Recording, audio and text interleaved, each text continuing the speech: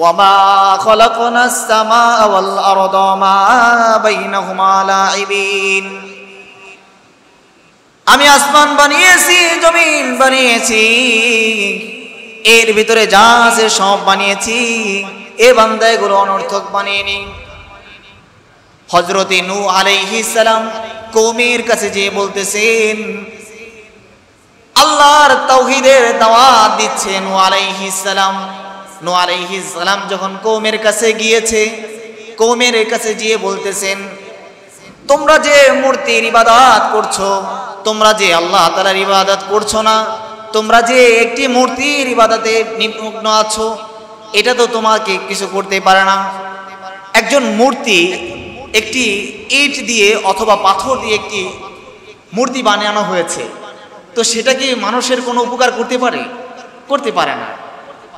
তো হযরত নূহ আলাইহিস সালামের জামানায় তিনি কওমের কাছে যে বলতেছে যে তোমরা যে আল্লাহ তাআলার ইবাদতে মগ্ন থাকছো না, অন্য ইবাদতে, একটি মূর্তির ইবাদতে তোমরা লিপ্ত থাকছো, এটা কেন?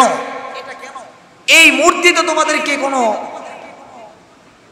উপকার অপকার করতে পারে না, বরং তোমরা যে এই মূর্তির উপাসনায় লিপ্ত আছো, এটা থেকে তোমাদেরকে বের হয়ে যে মালিক তোমাদেরকে বানিয়েছে সেই মালিকের ইবাদত করতে হবে।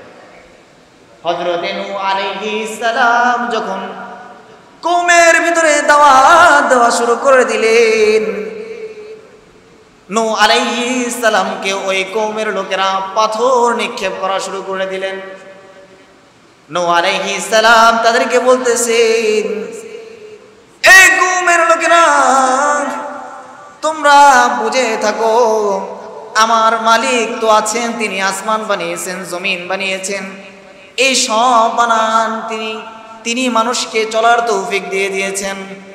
এরে বান্দা, তুমি যদি এই মালিকের ইবাদত থেকে যদি অন্য কারো উপাসনা করো, আমার আল্লাহ রাব্বুল আলামিন যখন তুমি দুনিয়া থেকে চলে যাবে, তখন তোমার জন্য রাখবে শাস্তি। এই জন্য কওমের লোকেদেরকে যখন আল্লাহ তাআলার বাণী শোনাচ্ছে, আল্লাহ তাআলার দিকে আনছে, এই মুহূর্তে কওমের লোকেরা নূহ আলাইহিস সালামকে পাথর নিক্ষেপ করা শুরু করলো। নূহ আলাইহিস সালামকে এমন নির্যাতন করা শুরু করে দিল, নূহ আলাইহিস সালাম পাথরের আঘাত সইতে সইতে এমন হয়ে গেলেন, যখন মরুভূমিতে চলে গেল, নূহ আলাইহিস সালামের উপর পাথর নিক্ষেপ করা শুরু করে দিল। পাথর মারতে মারতে নূহ আলাইহিস সালাম পাথরের তলদেশে চলে গিয়েছে। এই মুহূর্তে আমার আল্লাহ রাব্বুল আলামিন ফেরেশতাকে বলে, জিবরাইল আলাইহিস সালামকে বলতেছেন, এ ফেরেশতার দল, দুনিয়ার ভিতরে নূহ আলাইহিস সালাম কোরআনের দাওয়াত দিয়েছে, মানুষ যাতে আল্লাহকে চিনে, মানুষ যাতে নামাজকে চিনে, মানুষ যেন রাসূলের সুন্নাত অনুযায়ী জীবন যাপন করে, আল্লাহ এক, আল্লাহ তাআলার ইবাদতে মানুষ যেন লিপ্ত থাকে, কখনো পাপাচার করবে না, কখনো অশ্লীলতার ভিতরে লিপ্ত থাকবে না। এই জন্য আমি মানুষকে সৃষ্টি করেছি। এ ফেরেশতার দল, ওই আমার নবী নূহ আলাইহিস সালাম যখন কওমের ভিতরে দাওয়াত দেওয়া শুরু করে দিছে, তাকে কওমের লোকেরা পাথর নিক্ষেপ করা শুরু করে দিল।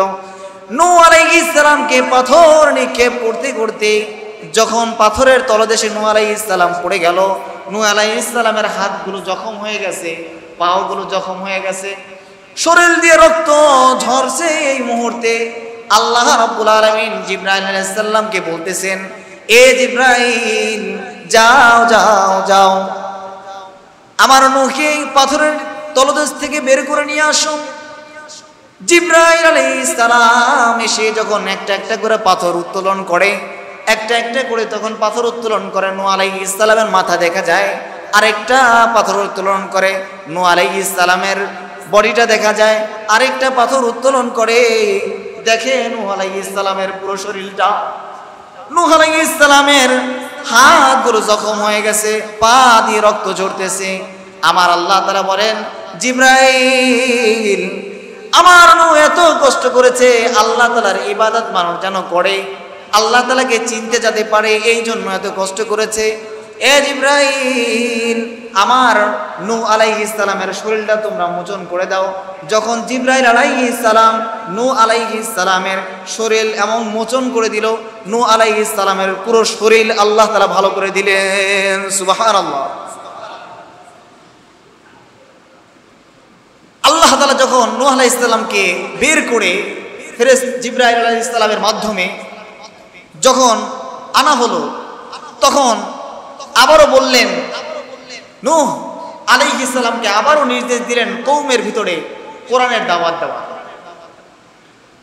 যেমন আল্লাহ রাব্বুল আলামিন কোরআনের ভিতরে বলতেছেন, আমি মানুষকে সৃষ্টি করার একমাত্র মাকসাদ হচ্ছে যাতে করে মানুষ আল্লাহ তাআলার বিধানকে সুষ্ঠুভাবে পালন করতে পারে। এখন এটা কিভাবে পারব? যেমন ধরুন, আমরা একজন ব্যক্তিত্বের অনুসরণ করি। অনেক ব্যক্তি আছে, কোনো মডেলের কেউ অনুসরণ করে। তো পৃথিবীর ভিতরে যত নবী রাসূল এসেছে, সমস্ত নবী রাসূলের একটি মাকসাদ ছিল, একটি উদ্দেশ্য ছিল, সেটা হলো কওমকে সঠিক একটি রাস্তা দেখিয়ে দেওয়া। তো যত নবী এসেছেন, আমাদের নবী হচ্ছে হযরত মুহাম্মদ সাল্লাল্লাহু আলাইহি ওয়াসাল্লাম। হযরত মুহাম্মদ সাল্লাল্লাহু আলাইহি ওয়াসাল্লাম ঠিক তেমনিভাবে এই কোরআনের দাওয়াত দিয়েছে কওমের ভিতরে। যখন কওমের ভিতরে এই দাওয়াত দেওয়া শুরু করে দিলেন, তখন রাসূল সাল্লাল্লাহু আলাইহি ওয়াসাল্লামের উপরেও এভাবে নির্যাতন হয়েছে। কিন্তু এটা কষ্ট ভোগ করে এই কোরআনের বিধানকে বাস্তবায়ন যে করা হয়েছে, এটাই হলো আল্লাহ রাব্বুল আলামিন এই দুনিয়া এবং আসমান বানানোর মাকসাদ। যেমন কবিতার ভিতরে, শেরের ভিতরে বলে থাকেন, বসনো হাফিজ বতুগুয়াম কে গুল তাজা নমি মানাদ, আগার মানাদ সবে মানাদ সবে দেগার নবী মানাদ, গুলাশ গুলচন জুদা গস্তা তরু তাজা নমি মানাদ, আগার মানাদ সবে মানাদ সবে দিগার নবী মানাদ, हमेशा बाइज्जते महमा बोए के खाना नमी मानाद, अगर मानाद शबे मानाद शबे दिगर नमी मानाद। प्रिय मुसलमान भाइरा আমার, আল্লাহ রাব্বুল আলামিন এই পৃথিবীর ভিতরে যত নবী রাসূল প্রেরণ করেছেন, সবার মাত্র একটা মাত্র মাকসাদ ছিল, যাতে করে মানুষগুলো আল্লাহ রাব্বুল আলামিনের বিধান চলতে পারেন, রাসূলের তরিকা অনুযায়ী চলতে পারেন। এখন আল্লাহ রাব্বুল আলামিন এই যে রাসূল পাঠিয়েছেন, এই যে নবীগণ পাঠিয়েছেন, কিভাবে আমরা অনুসরণ করব, কিভাবে রাসূলের জীবন যাপন করব। যেমন সাহাবায়ে কেরাম করেছেন, আইমাই মুজতাহিদিন করেছেন, তাবেঈ করেছেন, সালফে সালিহিন যারা ছিল তারাও রাসূল সাল্লাল্লাহু আলাইহি ওয়াসাল্লামের জীবন যাপন করেছে। সেই জন্য প্রিয় মুসলমান ভাইরা, আমরা দেখতে পাই এখন দুনিয়ার ভিতরে অশ্লীলতা বেশি। আপনি যে কোনো কাজে যাবেন, আমরা যখন বিভিন্ন স্থানে যাচ্ছি, রাস্তা দেখছি অশ্লীলতা, আবার দেখছি যখন আপনি এখন মোবাইলের যে মাধ্যমটা আছে, ইন্টারনেটে প্রবেশ করবেন, সেখানে অশ্লীলতা। এখন এই যে অশ্লীলতার ভিতরে আমাদেরকে পূর্ণাঙ্গ জীবনের উপর বাস্তবায়ন হয়ে চলতে হবে, এটা কিভাবে আমরা চলব? এটা বলতেছে মানুষের ভিতরে একটি মগজ আছে, যেমন রূহ আছে। রাসূল সাল্লাল্লাহু আলাইহি ওয়াসাল্লামকে এসে জিজ্ঞাসা করেছে, কুলির রূহ মানির রূহ? তখন রাসূল সাল্লাল্লাহু আলাইহি ওয়াসাল্লাম বলেছেন, কুলির রূহ মিন আমরি রব্বি। এই যে আমাদের অন্তর আছে, অন্তরের ভিতরে আমাদের পুরো শরীর, এই শরীরের ভিতরে একটি অন্তর, একটি রূহ আছে। এই রূহটা যখন কারো নাপাক হয়ে যায়, তার সমস্ত শরীর নাপাক হয়ে যায়। আর এই রূহের খোরাক হচ্ছে, এই রূহটাকে আমরা কিভাবে তাজা করব। এই রূহটাকে তাজা করার জন্য আল্লাহর রাসূল বলতেছেন, জিকির, ফাযাক্কির ইন্না যিকরা লিতানফাইল লিল মুমিনিন, উযকুরুনি আযকুরুকুম ওয়াশকুরু লি ওয়ালা তাকফুরুন। যে তোমরা আমাকে স্মরণ করো, আমি তোমাদেরকে স্মরণ করব, এবং তোমাদেরকে জান্নাতের পথে নেওয়ার আমি হচ্ছে মাধ্যম। এটা আল্লাহ তাআলা বলেন। সেই জন্য প্রিয় মুসলমান ভাইরা আমার, রাসূল আকরাম সাল্লাল্লাহু আলাইহি ওয়াসাল্লাম হযরতে ফাতেমা রাদিয়াল্লাহু তাআলা আনহাকে বলতেছেন, এ ফাতেমা, দুনিয়ার ভিতরে দেখলাম অনেক অশ্লীলতা হয়েছে, তোমার বাবার উপর অনেক নির্যাতন করা হয়েছে, অনেক পাপাচার দুনিয়ার ভিতরে। এর ভিতরে আমি যখন উম্মতের কাছে দাওয়াত দেওয়ার যাই, এমন সময় রাসূল সাল্লাল্লাহু আলাইহি ওয়াসাল্লাম দুনিয়ার ভিতরে আগমন করলেন। রাসূল সাল্লাল্লাহু আলাইহি ওয়াসাল্লামের আপন বলতে কেউ ছিল না, কেউ ছিল না আপন। এমন মুহূর্তে রাসূলের একমাত্র বিবি হযরত খাদিজা রাদিয়াল্লাহু তাআলা আনহা আপন ছিল। হযরতে রাসূল সাল্লাল্লাহু আলাইহি ওয়াসাল্লামের যে চাচা আবু তালেব যখন উম্মতের নিকট যে রাসূল সাল্লাল্লাহু আলাইহি ওয়াসাল্লাম দাওয়াত দেওয়া শুরু করে দিলেন, এই মুহূর্তে বলতেছে মুহাম্মদ হয়তোবা পাগল হয়ে গিয়েছে, মুহাম্মদ হয়তোবা দুনিয়া থেকে চলে যাবে, এই জন্য হয়তোবা তিনি উম্মতনা আছেন, তিনি তাওহীদের দাওয়াত দেন, কোরআনের দাওয়াত দেন, মানুষকে ইবাদত করতে শেখান। এ মুসলমান, তোমাদেরকে বলে যায়, এভাবে রাসূল সাল্লাল্লাহু আলাইহি ওয়াসাল্লাম যখন কোরআনের দাওয়াত দেন, মুসলমানদেরকে একত্র করা হলো। কুরাইশ দল এবং বিভিন্ন দল, দুইটা দল হলো। আমরা রাসূল সাল্লাল্লাহু আলাইহি ওয়াসাল্লামের জামানার ভিতরে দুইটা দল আছে, একটা হলো কুরাইশ এবং হলো রাসূল সাল্লাল্লাহু আলাইহি ওয়াসাল্লামের চাচাগণ, বিভিন্ন দুই দলে বিভক্ত ছিল। তো রাসূল সাল্লাল্লাহু আলাইহি ওয়াসাল্লাম যখন বলল যে তোমাদেরকে একটি কথা বলতে চাই, তোমরা কি আমার কথা বিশ্বাস করবে? তখন সবাই বলে উঠল, হ্যাঁ বিশ্বাস করব। তখন বলল যে আমাদের রব হচ্ছে আল্লাহ, আমি হলো শেষ নবী, তোমরা কি এটা বিশ্বাস করো? তখন মুহাম্মদ সাল্লাল্লাহু আলাইহি ওয়াসাল্লামকে সবাই খুবই ভালো জানতেন। যেমন রাসূল সাল্লাল্লাহু আলাইহি ওয়াসাল্লামের উপাধি ছিল আল আলামিন, তাকে আল আলামিন হিসেবে সবাই চিনত। তো তার কথা সবাই গ্রহণ করবে, কিন্তু এই কথা বলার পর সবাই অস্বীকার করলো, বলল না, তুমি যে আল্লাহর তাওহীদ দাওয়াত দাও এটা বিশ্বাস করবো না। এখন এই বিশ্বাস না করার কারণে রাসূল সাল্লাল্লাহু আলাইহি ওয়াসাল্লাম বলল যে তোমরা শুনে রাখো, এমন একটি সময় আসবে যখন এই পৃথিবীর ভিতরে কোনো অস্তিত্ব থাকবে না, তোমরা যে উপাসনা করছো সেটাও বিদ্যমান থাকবে না। তোমাদের কিন্তু একটি এমন স্থানে যেতে হবে যেই স্থানে তোমার পরিবারের কেউ থাকবে না, তোমার আত্মীয় স্বজন কেউ থাকবে না, তোমার বন্ধু যাকে তুমি আপন বেড়েছো, যাকে তুমি খুবই মহব্বত করেছো সেও থাকবে না, সেখানে তোমার একাকিত্ব থাকতে হবে, সেই স্থানে কিন্তু তোমার যেতে হবে। তখন সবাই বলে উঠল যে আমরা যেই উপাসনায় আছি আমরা এটাই করব, তোমার কথা আমরা মানি না। তখন রাসূল সাল্লাল্লাহু আলাইহি ওয়াসাল্লাম বললেন, قال الله تبارك وتعالى في كلامه المجيد إن الذين قالوا ربنا الله ثم استقاموا تتنزل عليهم الملائكة ألا تخافوا ولا تحزنوا وأبشروا بالجنة التي كنتم توعدون نحن أولياؤكم في الحياة الدنيا ولكم فيها ما تشتهي أنفسكم ولكم فيها ما تدعون।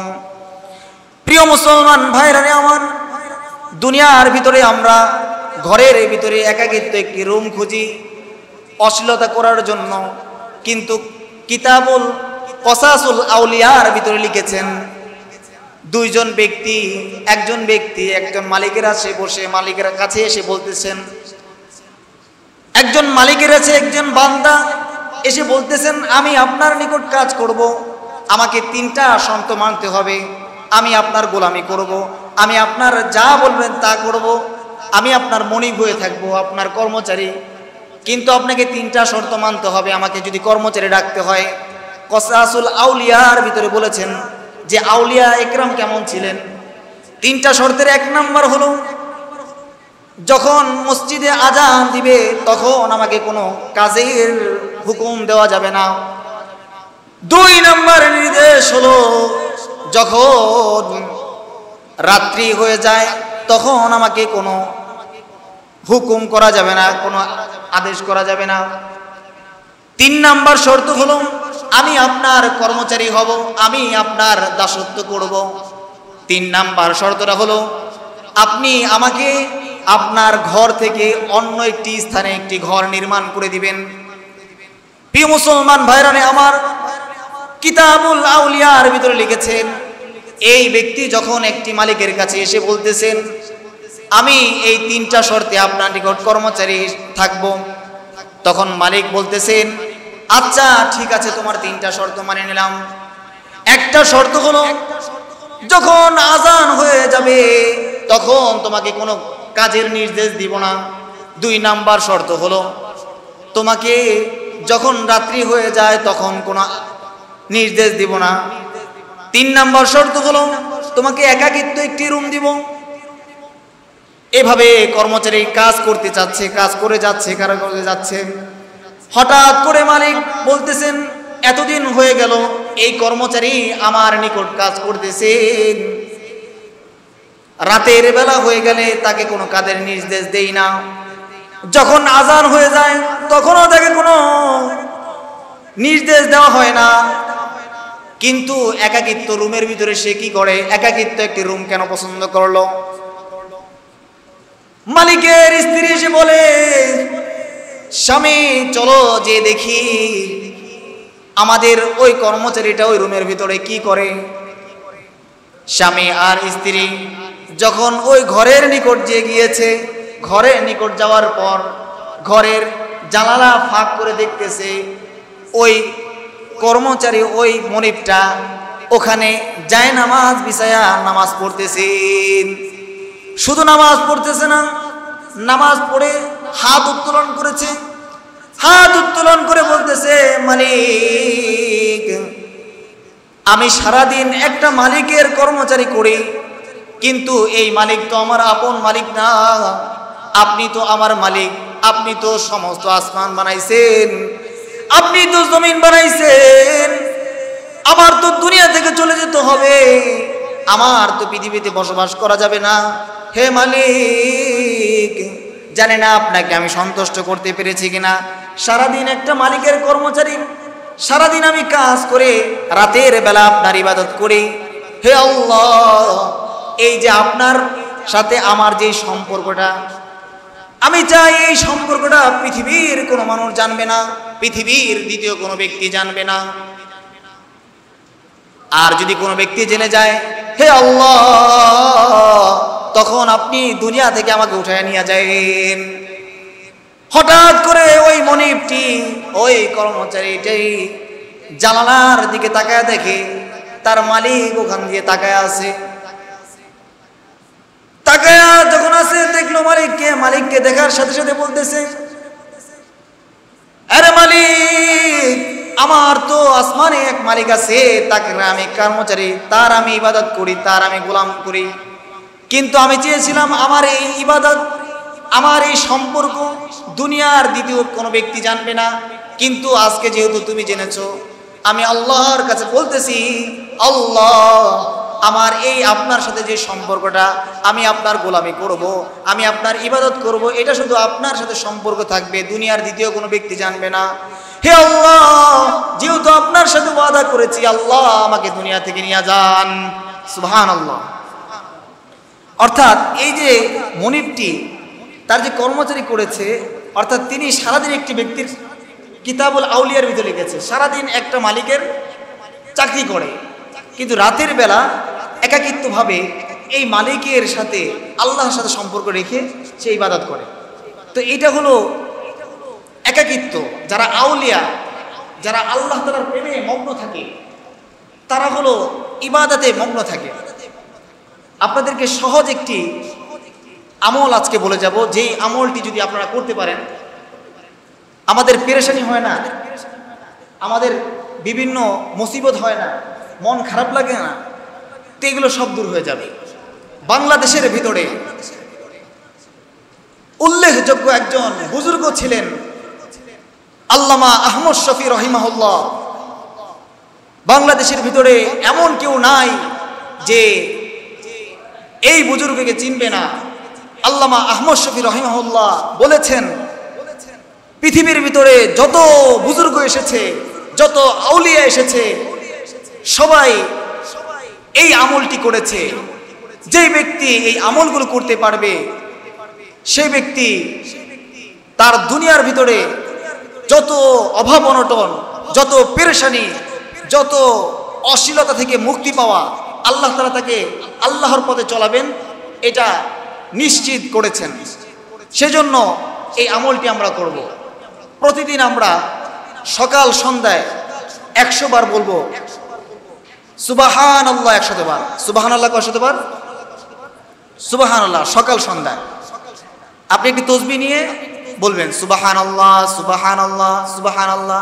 আপনারা মনে করেন 10 মিনিট বা 5 মিনিট আমাদের সাথে বলেন, একটু বলেন সুবহানাল্লাহ সুবহানাল্লাহ, দেখেন মনে প্রশান্তি আসবে। বলেন সুবহানাল্লাহ সুবহানাল্লাহ সুবহানাল্লাহ সুবহানাল্লাহ সুবহানাল্লাহ সুবহানাল্লাহ সুবহানাল্লাহ, দেখেন মনে প্রশান্তি আসছে। সুবহানাল্লাহ 100 বার, আলহামদুলিল্লাহ 100 বার, লা ইলাহা ইল্লাল্লাহ 100 বার, ইস্তিগফার 100 বার। ইস্তিগফার হলো কি? আস্তাগফিরুল্লাহ আস্তাগফিরুল্লাহ আস্তাগফিরুল্লাহ আস্তাগফিরুল্লাহ। রাসূল আকরাম সাল্লাল্লাহু আলাইহি ওয়াসাল্লাম বলতেছে, দুনিয়ার ভিতরে সবচেয়ে ভালো মানুষটিকে তোমরা কি চিনো নাকি? কয় কোন সেই ব্যক্তি? কয় যে ব্যক্তিটা গুনাহ করার পর তার মালিকের কাছে অনুতপ্ত হয়, বলে আস্তাগফিরুল্লাহ আস্তাগফিরুল্লাহ আস্তাগফিরুল্লাহ। কয় ওই ব্যক্তির উপর আল্লাহ এবং তার ফেরেশতাগণ খুশি হয়ে যায়। সুবহানাল্লাহ। সেজন্য আস্তাগফিরুল্লাহ আস্তাগফিরুল্লাহ এই আমলটা করব।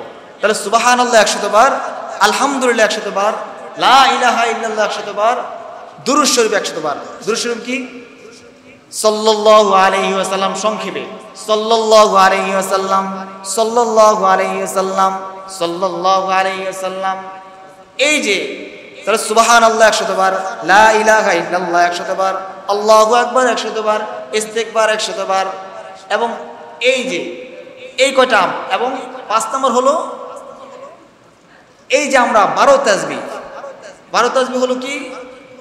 সারাদিন আপনি ওঠা বসা সর্বদা আল্লাহ জিকির করবেন। জিকির হলো কি? আপনারা দেখেছেন লোহা, দেখেছেন লোহা, বিভিন্ন লোহা দেখেন না, ঝম ধরে যায়। ঠিক আমাদের অন্তরের ভিতরে এভাবে ঝম ধরে যায়, অন্তরের ভিতরে ঝম ধরে যায়।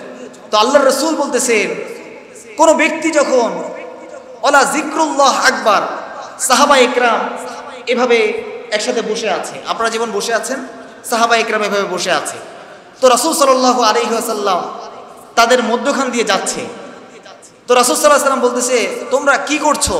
তো সাহাবা ইকরাম বলতেছে, ইয়া রাসূলুল্লাহ, আমরা জিকির করতেছি। তখন আল্লাহ রাসূল সাল্লাল্লাহু আলাইহি ওয়াসাল্লাম বলতেছেন, ওয়ালা যিকরুল্লাহ আকবার, আল্লাহ তাআলার জিকির তো দুনিয়ার ভিতরে সবচেয়ে বড়। সুবহানাল্লাহ।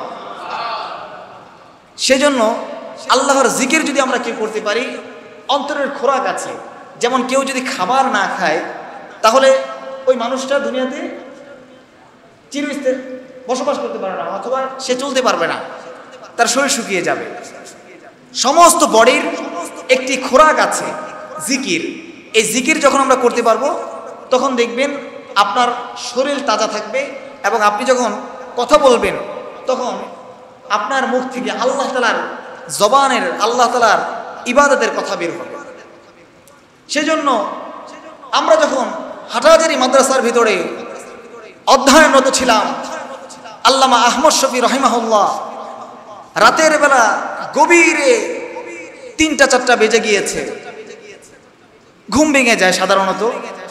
তো ঘুম ভেঙেছে, এখন কোথা থেকে যেন শুধু আওয়াজ আসছে, রাতের 2টা-3টার দিক দিয়ে আল্লাহ আল্লাহ জিকিরের আওয়াজ আসছে। ভাবছি যে কোন জায়গা থেকে এমন আল্লাহ আল্লাহ জিকিরের আওয়াজ বের হচ্ছে। তো মাদ্রাসার নিচে যাওয়া হলো, যে দেখলাম যে কেউ জিকির করছে না। এবং মাদ্রাসার আমাদের যেই রুম ছিল, সেই রুম থেকে পাশের রুমে গেলাম, কোথাও জিকির হচ্ছে না। এবং একটা খানকা ছিল যেখানে জিকির করে বা যেখানে সবাই জিকিররত থাকেন, তো সেখানে যাওয়া হলো, সেখানেও কেউ জিকির করছে না। হতভম্ব হয়ে গেলাম, কোথা থেকে এত মধুর আল্লাহ আল্লাহ আল্লাহ জিকির বের হয়।